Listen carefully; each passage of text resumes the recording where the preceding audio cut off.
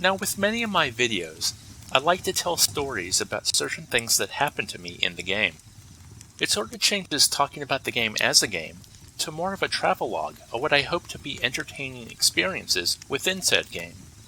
When it comes to Rust and my time spent in this world of crafting and survival, I feel that this approach is best suited.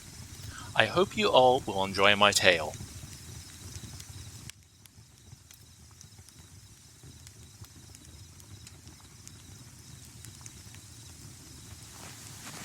Chapter 1.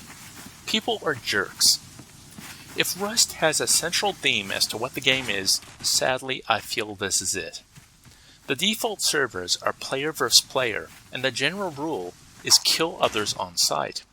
It doesn't matter what you or they are doing, or what weapons or lack of weapons you possess, that is the law of the land. For example, as I was learning how to lay down the base for a house, a naked man ran up the hill I was building on and started to fire a shotgun or rifle at me. It seemed that clothes or shelter wasn't a concern for this player, just obtaining a weapon of superior firepower and being able to unleash it on the populace at large. It's not an understatement to say that learning the finer points of how the game's crafting system operates under such circumstances is rather off-putting.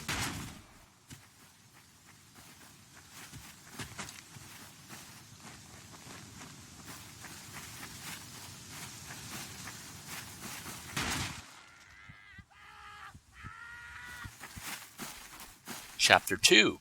Building a House.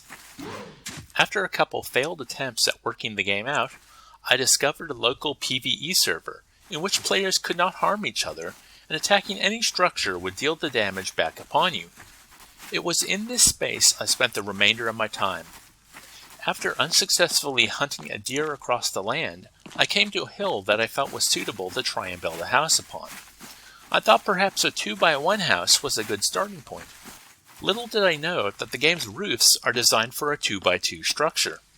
I had created a munted cubed teepee. At least satisfied that I had accomplished this much, I logged off, safe in the knowledge that my character was asleep in his sleeping bag, safe from the rest of the world.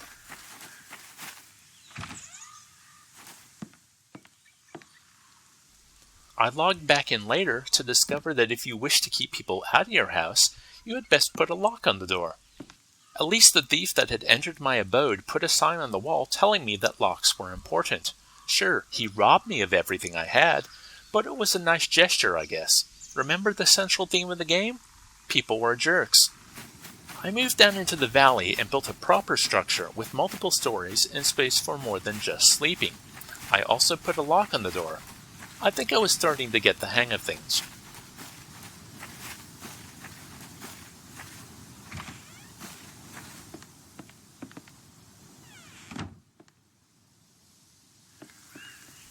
Chapter 3. Getting the Hang of Things.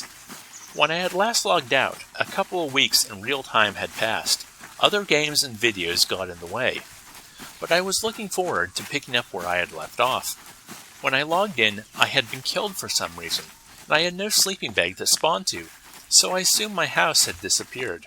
Confused and a little annoyed, I started from scratch once again.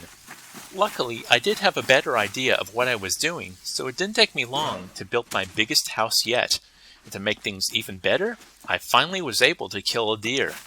I had a shelter I was proud of, I finally was able to make clothes to wear, I had more food than I needed, and I upgraded my entire house to wood. Things were coming up, Dave. Thanks to this foothold, I started to make goals for myself.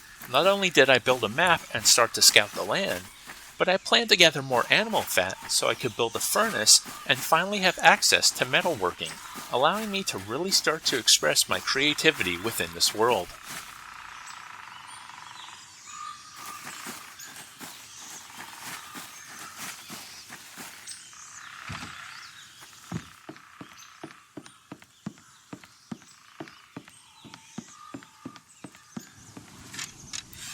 Chapter 4.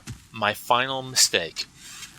I was exploring a new area near to where I remember there being a lot of stone to harvest when I spotted a bear. I thought to myself, oh wow, imagine the animal fat, meat, and leather that I could get once I downed this grizzly.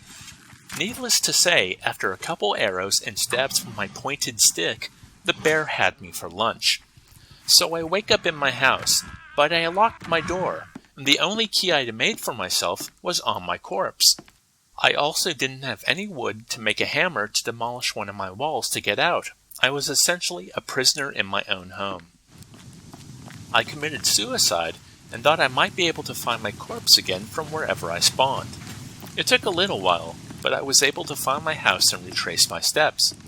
Sadly, my corpse was gone, and all my tools, clothes, materials, and the key along with it. It is here that I ended my play.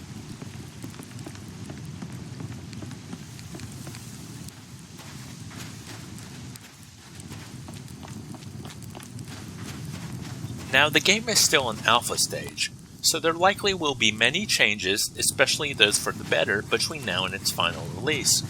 For example, in the time I spent with the game, the ability for hammers to demolish your own creations was patched in. As it stands now, there is far too much uncertainty in how the game works for it to be enjoyable for myself long term. There's learning how a game works, and then there's being punished for learning how a game works. The game is undoubtedly popular though, so it speaks more to a lack of acceptance on my part than Rust itself.